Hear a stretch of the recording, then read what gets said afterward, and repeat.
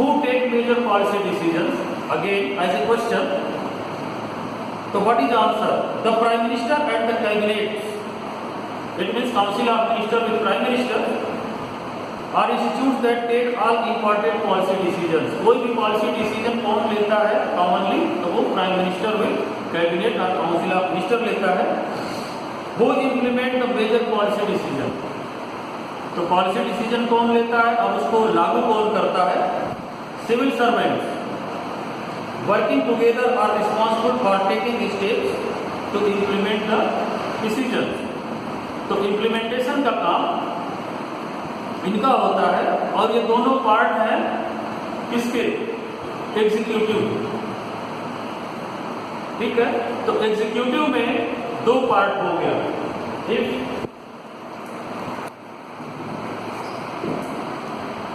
Executive means political executive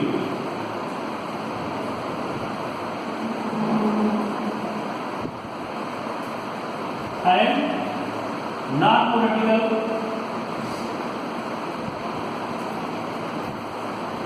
executive. So political executive is unpermanent executive, but हम आते हैं non-political executive. These are civil servants. Civil servants, just like administrative officer, IAS, IPS, सब district magistrates जितने भी हैं जिनको law and order maintain करने का काम होता है जिसको हम एडमिनिस्ट्रेटिव ऑफिसर्स बोलते हैं, ये सब इसमें आते हैं. प्राइम मिनिस्टर इज काउंसिल, तो council of minister with PM ये पॉलिटिकल एग्जीक्यूटिव में आते हैं. The tenure of political executive is not more than 5 years because in India each and every parliamentary election held is every 5 years. तो 5 साल में इनका चुनाव होता है. ये पार्टी जो भी मेजॉरिटी पार्टी आज सरकार में है कल वो हार सकती है तो दूसरे मिनिस्टर और प्राइम मिनिस्टर बन सकते हैं. तो ये पॉलिटिकल एग्जीक्यूटिव हो गया और ये नॉन पॉलिटिकल एग्जीक्यूटिव हो गया या इसको हम परमानेंट एग्जीक्यूटिव भी बोल सकते हैं. तो all the civil officers, secretaries जितने भी हैं, सिविल सर्वेंट, ये permanent executive. There is no any impact upon these services when government और political executive change. Political executive में लोग चेंज हो सकते हैं. आज मोदी प्राइम मिनिस्टर है कल वो कोई और हो जाएगा. तो ये पॉलिटिकल एग्जीक्यूटिव 5 साल के बाद चेंज हो सकता है, बट नॉन पॉलिटिकल और permanent executive can not change. Officers are retired after the completing their age of retirement. So after that which institutions finally settle the dispute between citizens and the government? Of course, that is Supreme Court or judiciary. So now come on Parliament. So common features of Parliament you have read in class 8 also. So why do we need the Parliament? Question is also given in your NCERT. So why do we need the Parliament? So of course Parliament has 2 houses, and you know better the name of houses. What are the name of houses of Parliament?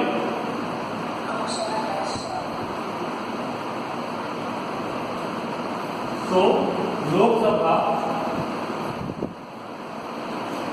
and Rajya Sabha.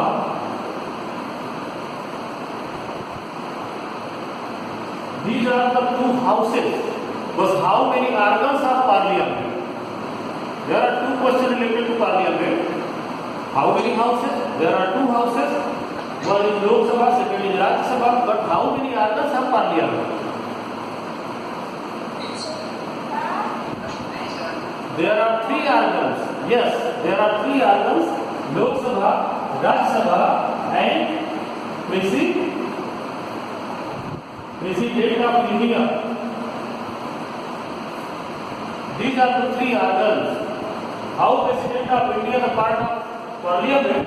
Because each and every bill become law after the consent of signature of the president. तो president का role जो है, parliament जब भी कानून बनाती है तो जब तक उस पर राष्ट्रपति का सिग्नेचर हस्ताक्षर नहीं हो जाता है तब तक वो बिल कानून नहीं बन सकता। That's why president of India is also the part of the parliament, but he और she is not the member of parliament. वो पार्लियामेंट का मेंबर नहीं होता, बट वो परमानेंट पार्ट होता है। तो राष्ट्रपति का, प्रेसिडेंट का जो वजूद है या जो उसका वेट है, just like the houses, if both houses pass any bill and president don't want to sign on that bill, that will never become law. राष्ट्रपति बोलता है कि नहीं आप लोग पास कर दिया मेरे आदमी से, ठीक है, बहुत बहुमत है, लेकिन हम साइन नहीं करेंगे, तो वो कानून नहीं बन सकता इंडिया में, इतना पावर है प्रेसिडेंट को। सो ऑर्गन्स 3 और हाउसेज 2।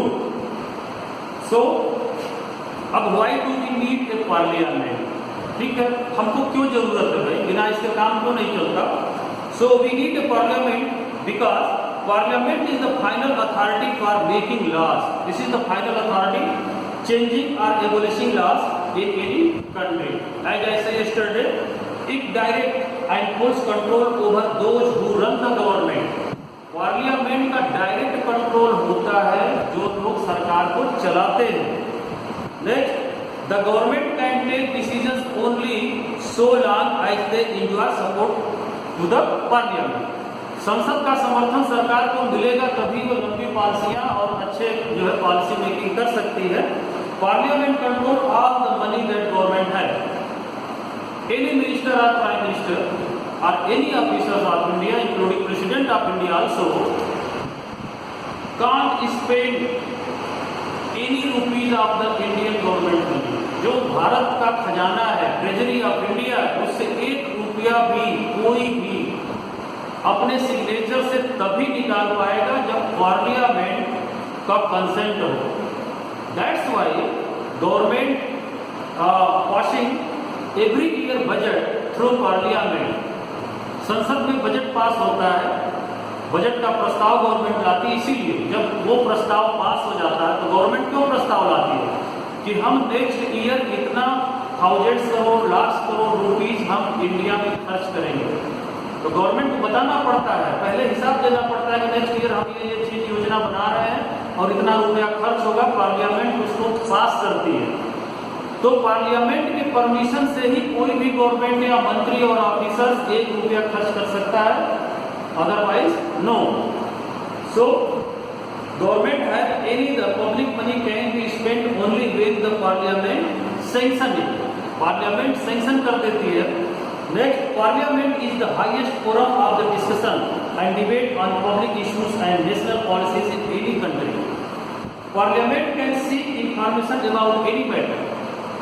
Parliament संसद जो है किसी भी पार्टी से, किसी भी लीडर से कोई भी क्वेश्चन पूछ सकती है, क्लियरिफिकेशन ले सकती है।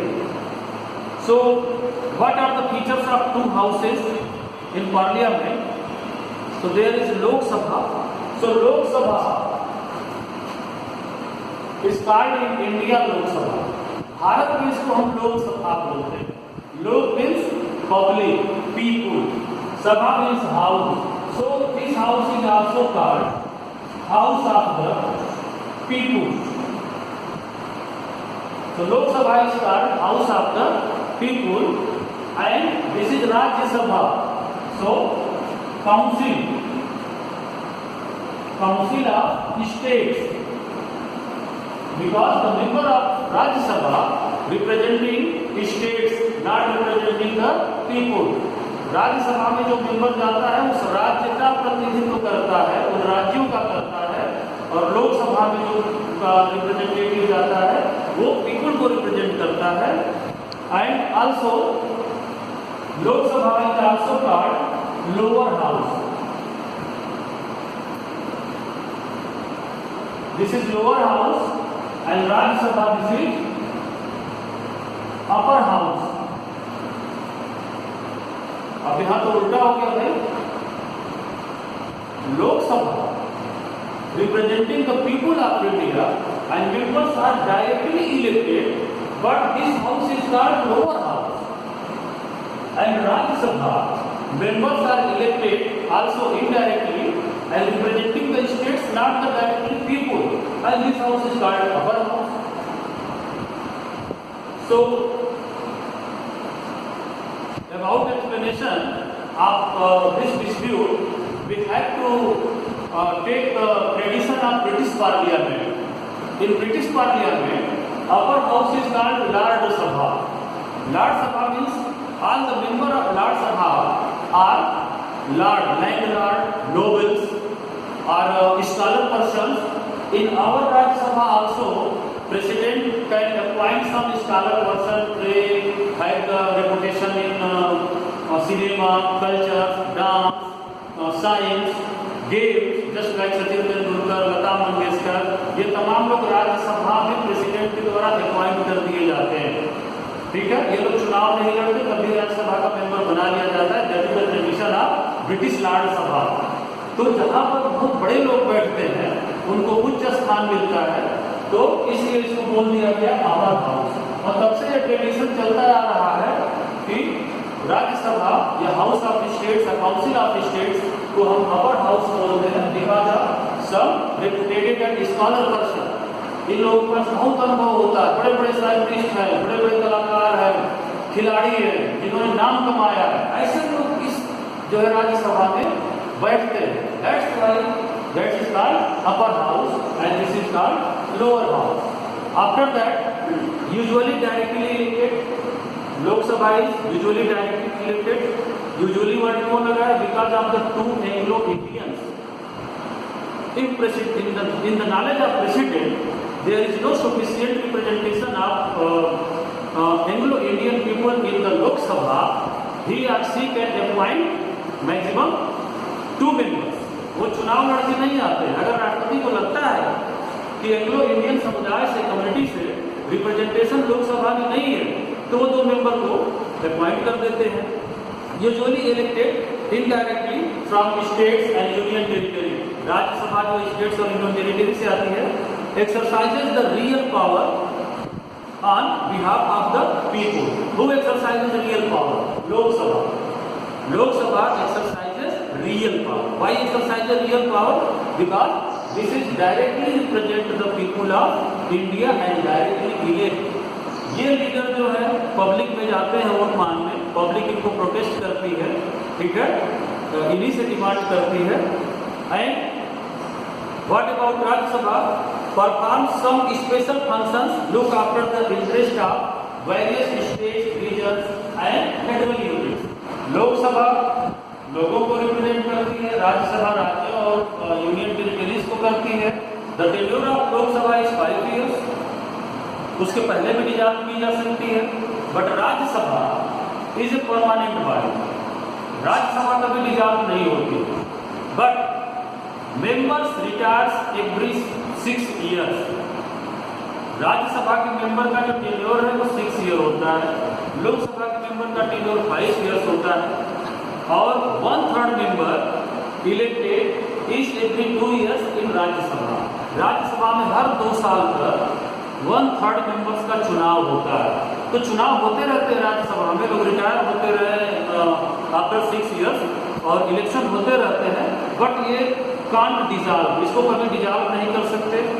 कभी ये नहीं कर सकते कि नहीं अब लोकसभा जैसे डिजॉल्व हो जाती है Rajya Sabha. This is permanent house. So total members, so how many total members in Lok Sabha? Any student? Yes, 545. And how many members in Rajya Sabha? Total members? Yes, 245. Which of the 2 houses is more powerful? That is a question. Which of the 2 houses is more powerful? You have to write this question in your copy. इसको खुद से पढ़ करके लिखना है. दोनों में से कौन सा हाउस जो है वो पावरफुल है. So after that we have to come. Parliament means legislature. Legislature खत्म हो गया, अब हम एग्जीक्यूटिव पर आते हैं. So What is the feature of executive in India? In executive, on the apex, there are two institutions or offices: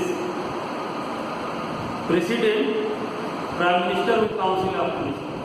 तो apex में जब हम एग्जीक्यूटिव को लेकर चलते हैं तो सबसे पहले प्रेसिडेंट के बाद पीएम विद कैबिनेट। स्टेट्स में आते हैं governor, chief minister, district level DM, commissionary level commissioner, SP, DSP, ऐसे चलते हैं। तो commonly we have to take president and prime minister also. So president is the head of the political executive. President is head of the political executive because the tenure of president is also 5 years in India and elected by electoral college. So president is elected by the electoral college. In the electoral college there are the members of Lok Sabha and Rajya Sabha parliaments, members of legislative assemblies, elected members of legislative assemblies. These members make the electoral college to elect the president of India. His major functions include, अब राष्ट्रपति का जो major function क्या है as executive, तो उसका जो बहुत बड़ा काम है that is the appointment of the prime minister. हमारे देश के राष्ट्रपति का जो सबसे बड़ा काम है, the major function of the president of India, that is the appointment of the prime minister of India with the member of council, the minister of council and chief justice of India. So there are etc. There are many appointments by the president of India, controller general, accountant general of India, solicitor general of India, election, the member of election commission, chief election commissioner, all the appointment done by the president of India. तो जितने national level के highest official posted है appointed by the president of India, इसी को हम बोलते हैं major function. राष्ट्रपति का सबसे बड़ा काम यही है कि वो सबको अपॉइंट कर देता है। All this become law once president sign. दूसरा मेजर फंक्शन कि कोई भी bill pass by the parliament है, जब प्रेसिडेंट का साइन होगा तो वो बिल लॉ बन जाता है। Sir addresses the session of parliament. दूसरा, जब पार्लियामेंट का सेशन बैठता है, संसद की बैठक बैठती है, तो with address of the president होती है। सबसे पहले राष्ट्रपति का संबोधन होता है, स्पीच होती है, पार्लियामेंट का सेशन शुरू हो जाता है। What is the major function और work of the prime minister with council? Important political institution. So which is important political institution? That is prime minister with council of minister appointed by the president. Prime Minister is appointed by the President. In India, there is no election of Prime Minister. Prime Minister is also elected as a member of Lok Sabha. Okay, as a member of Lok Sabha from any constituency. If now these days Modi is Prime Minister, Narendra Damodar Das Modi is Prime Minister of India, but at first he is the representative in Parliament Lok Sabha from the Varanasi. So actually Narendra Damodar Das Modi is representing the Varanasi Lok Sabha constituency as a member of Parliament.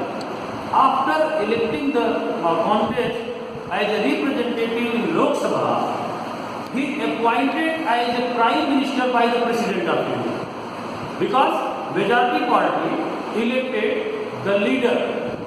उनको majority party Bhajpa ने अपना leader चुना, और majority party जिसको leader चुनती है, president उसी को पीएम अपॉइंट करता है। तो there is no election of prime minister of any minister in the Indian political system. ये कंफ्यूज करता है। प्राइम मिनिस्टर को अपॉइंट किया जाता है बाय द प्रेसिडेंट। वो चुनाव नहीं लड़ता, वो चुनाव लड़ता है तो मेंबर ऑफ पार्लियामेंट की हैसियत से चुनाव लड़ता है। Is it clear? तो इसको समझना होगा। there is no election about any PM or CM or यहाँ इंडिया में appointed by the president. Council of Minister have 60 to 80 minister. तो कैबिनेट में 60 से 80 मंत्री हो सकते हैं. Ministers as the head of the department are cabinet rank.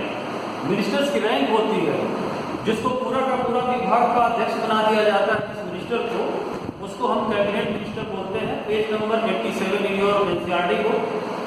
After that minister of states with independent charge. तो इंडिपेंडेंट चार्ज का minister of states होते हैं. There is one there are different part in one ministry. एक ही विभाग में बहुत से विभाग हो जाते हैं. Just like education, there are 3 level of education: elementary education, matric education and higher level. तो एक एजुकेशन मिनिस्टर इंडिया का हो गया जो पूरा एजुकेशन, पूरा शिक्षा विभाग का हेड है, दैट इज कैबिनेट मिनिस्टर. अब उसमें से कोई हो गया स्टेट ऑफ मिनिस्टर, जिसको ये बोल दिया गया कि you have to take okay the office of matric education, matric level education. तो हाई स्कूल इंटर लेवल के एजुकेशन सिस्टम को जो मंत्री देख रहा है वो मिनिस्टर ऑफ स्टेट्स हो गया, क्योंकि शिक्षा विभाग का सबसे बड़ा मंत्री नहीं है. After that minister of states तो एक स्वतंत्र प्रभार हो गया. जैसे रेलवे, तो रेलवे में हो गया कि नॉर्थ इंडियन रेलवे को आप पूरा का पूरा देखें कि आप राज्य मंत्री हैं. तो minister of states with independent charge हो गया. एक मिनिस्टर ऑफ स्टेट्स होता है that is totally held the cabinet minister. कि एक मंत्री हो गए पूरे भारत के और उनको सहयोग करने के लिए 2-4 और लोगों को मिनिस्टर ऑफ स्टेट्स अपॉइंट कर दिया कि इनके हेल्पिंग हैंड रहेंगे. और इसके बाद एक होता है कैबिनेट सेक्रेटरी. कभी बुक में रहता है, कभी नहीं रहता है. छोटे छोटे विभागों के जो है सहयोगी मंत्री बना दिए जाते हैं, या उनको केवल संतुष्ट करने के लिए इनको मंत्री का दर्जा दे दो, नहीं तो संतुष्ट हो जाएंगे, पार्टी को तोड़ देंगे, सरकार को गिरा देंगे. तो ऐसे चलता है. सो पॉलिटिकल एंड परमानेंट एग्जीक्यूटिव. अब इस पे हम आते हैं. इसको हमने बता दिया है. Political executive means the political party leaders, president and prime minister with council of minister. जो लोग सरकार को चला रहे हैं, राष्ट्रपति से लेकर के प्रधानमंत्री और मंत्री तक, ये लोग टोटली जो है पॉलिटिकल एग्जीक्यूटिव में आएंगे. राजनीतिक कार्यपालिका इनको बोलते हैं, क्योंकि ये लोग इलेक्ट होकर के आते हैं permanent leaders. And permanent executive जो है ये नॉन पॉलिटिकल होती है और राजनीतिक कार्यपालिका, या इसको परमानेंट बोलते हैं. परमानेंट क्या हिंदी में नहीं आ रही है, खोज लेना है. People are appointed on a long-term basis. This is also called civil services. They remain in office even when the ruling party change. तो ruling party change होती है तब भी ये ऑफिस को मेंटेन करते हैं. These officers work under political executive and assist them in carrying out the day-to-day administration. तो ऑफिस मेमोरेंडम जो बनाते हैं वो नॉन पॉलिटिकल या परमानेंट एग्जीक्यूटिव होते हैं, और जो जीओ जारी करते हैं वो पॉलिटिकल एग्जीक्यूटिव